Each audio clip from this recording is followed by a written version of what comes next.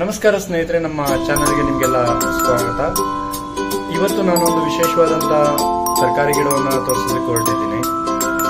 ಅದು ನಮ್ಮ ಮನೆ ಮುಂದೆ ಬೆಳೆದಿದ್ದೀವಿ, ನಮ್ಮ ಮನೆ ಪಕ್ಕದಲ್ಲಿ. ಅದನ್ನ ತೋರಿಸ್ತೀನಿ. ಸ್ನೇಹಿತರೆ, ನೀವು ನೋಡ್ತಾ ಇರೋದು ಗಿಡದ ಕಾಯಿ ಮತ್ತೆ ಗಿಡವನ್ನ. ನೀವೇನಾದ್ರೂ ಇದನ್ನ ಗೆಸ್ ಮಾಡ್ಬೋದಾ ಅಂತ ನನಗೆ ಗೊತ್ತಿಲ್ಲ, ಇದೇನ್ ಗಿಡ ಅಂತ ನೀವು ಗೆಸ್ ಮಾಡೋಕ್ಕಾಗುತ್ತಾ ಅಂತ. ಇದ್ರ ಹೆಸರನ್ನ ನಾವು ಅಗಸೆ ಗಿಡ ಅಥವಾ ಅಗಸೆ ಮರ ಅಂತ ಕರಿತೀವಿ.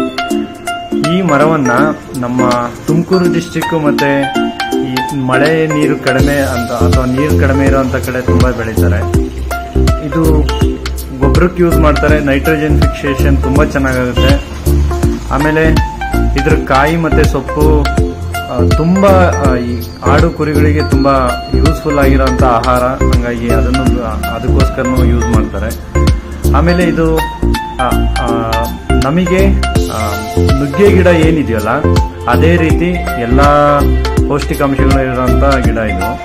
ನುಗ್ಗೆ ಗಿಡದ ರೀತಿ ಇದರ ಎಲೆಗಳನ್ನ ಯೂಸ್ ಮಾಡ್ಬೋದು, ಸಾಂಬಾರ್ ಮಾಡೋದಕ್ಕೆ, ಪಲ್ಯಗಳನ್ನು ಮಾಡೋದಕ್ಕೆ. ಆಮೇಲೆ ಇದರ ಕಾಯಿಗಳನ್ನ ಯೂಸ್ ಮಾಡ್ಬೋದು, ನುಗ್ಗೆ ಗಿಡದ ರೀತಿನೇ ಪಲ್ಯಗಳನ್ನ ಮಾಡ್ಬೋದು. ತುಂಬಾ ಚೆನ್ನಾಗಿರುತ್ತೆ, ತುಂಬಾ ಟೇಸ್ಟಿ ಆಗಿರುತ್ತೆ. ಆಮೇಲೆ ಇದ್ರದ್ದು ವಿಶೇಷತೆ ಏನಂದ್ರೆ ಇದ್ರದ್ದು ಐರನ್ ಕಂಟೆಂಟ್ ತುಂಬಾ ಚೆನ್ನಾಗಿರುತ್ತೆ ಈ ಗಿಡದಲ್ಲಿ. ಆಕ್ಚುಲಿ ಗರ್ಭಿಣಿ ಸ್ತ್ರೀಯರಿಗೆ ಇದನ್ನ ಯಾರು ಪ್ರಮೋಟ್ ಮಾಡಲ್ಲ ಯೂಸ್ ಮಾಡೋದಕ್ಕೆ. ಆದ್ರೆ ನಾರ್ಮಲ್ ಆಗಿ ಇದರಲ್ಲಿ ಐರನ್ ಕಂಟೆಂಟ್ ತುಂಬಾ ಚೆನ್ನಾಗಿರೋದ್ರಿಂದ ತುಂಬಾ ಒಳ್ಳೇದಂತೆ. ಸ್ಪೆಷಲಿ ವೆಜಿಟೇರಿಯನ್ ಜನಗಳಿಗೆ ತುಂಬಾ ಚೆನ್ನಾಗಿರುತ್ತೆ. ಇದು ನೋಡಿ, ನೀವು ನೋಡ್ತಾ ಇರೋದು ಇದು ಕಾಯಿಗಳು. ನಾನು ಇವತ್ತು ಹಾರ್ವೆಸ್ಟ್ ಮಾಡಿರೋಂಥ ಕಾಯಿಗಳು. ಅದರಲ್ಲಿ ಇದು ಹಣ್ಣಾಗಿದೆ ಕಾಯಿಗಳು. ಕೆಂಪಾಗಿದ್ರೆ ಅಥವಾ ಅರಿಶಿನ ಬಣ್ಣಕ್ಕೆ ತಿರುಗಿದ್ರೆ ಇದು ಹಣ್ಣಾಗಿರುತ್ತೆ ಅಂತೇಳಿ. ಈ ಕಾಯಿಗಳನ್ನ ನಾವು ಯೂಸ್ ಮಾಡ್ಬೋದು, ಇವಾಗ ಪಲ್ಯಗಳಿಗೆ ಯೂಸ್ ಮಾಡ್ಬೋದು. ಇದು ಗ್ರೀನ್ ಆಗಿರೋಂಥ ಕಾಯಿಗಳನ್ನ ತುಂಬಾ ಚೆನ್ನಾಗಿ ಟೇಸ್ಟಿ ಆಗಿರುತ್ತೆ. ಇದು ನಾವು ಒಂದ್ಸಲ ಯೂಸ್ ಮಾಡಿದ್ವಿ. ಆಮೇಲೆ ಇದರ ಹೂಗಳನ್ನು ಅದೇ ತರ ಯೂಸ್ ಮಾಡ್ತಾರೆ. ಇದು ನೋಡಿ, ಬೀಜ ಯಾವ ತರ ಕಾಣುತ್ತೆ ಅಂತೇಳಿ ಒಂದು ಒಣಗಿರೋಂಥ ಕಾಯಿನ ಓಪನ್ ಮಾಡಿ ತೋರಿಸ್ತಾ ಇದ್ದೀನಿ. ಇದು ಬೀಜಗಳು ತುಂಬಾ ಚಿಕ್ಕದಾಗಿರುತ್ತೆ, ಆಮೇಲೆ ಟೇಸ್ಟಿ ಆಗಿರುತ್ತೆ. ಸ್ನೇಹಿತರೆ, ಇದಿಷ್ಟು ನನಗೆ ಗೊತ್ತಿರೋಂಥ ವಿಷಯ ಅಗಸೆ ಮರದ ಬಗ್ಗೆ. ಇದರಲ್ಲಿ ಇನ್ನೂ ತುಂಬಾ ವಿಶೇಷತೆಗಳಿದೆ. ಈ ಮರಗಳನ್ನ ಅಡಿಕೆ ಮತ್ತೆ